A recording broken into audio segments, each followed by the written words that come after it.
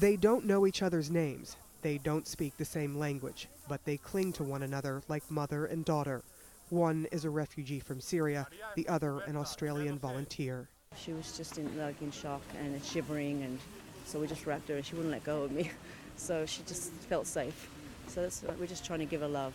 Allison Thompson has dedicated her life to caring for the most vulnerable, from New York during 9/11 to the shores of Lesbos, Greece, where tattered boats filled with refugees arrive daily. This was a kind of a gentle landing, but it gets chaotic, especially at night. You know, the screams are terrifying for us too, the volunteers. Like, everybody's screaming, and it's so dark you don't see them until they're about 10 feet from the shore. On this day, by 2 p.m., 5 distressed boats filled with cold, wet people have been towed in. This family of 5 says they escaped from Deir ez-Zor, Syria, with 3 young children. Bashar al-Assad. We left because of bombing from al-Assad, war, just war everywhere, Father Mohammed al-Ahmad tells us. The refugee crisis nowhere near slowing down. As long as the bombs keep falling and the bullets keep flying, the waves of people will keep coming.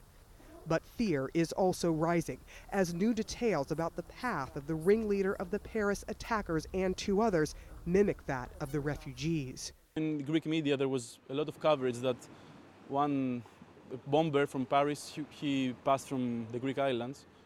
So I think all this thing gives support to the right-wing parties. They're rising in all of Europe. Jason from Athens is here to try to temper that fear, showing his support for the refugees. Jobless in the stagnant Greek economy, he spends his days rescuing those far worse off. Hundreds of thousands have made it to the Greek island of Lesbos, the vast majority on dangerous vessels like this rubber dinghy. Desperate people, often running from terrible atrocities with no other options.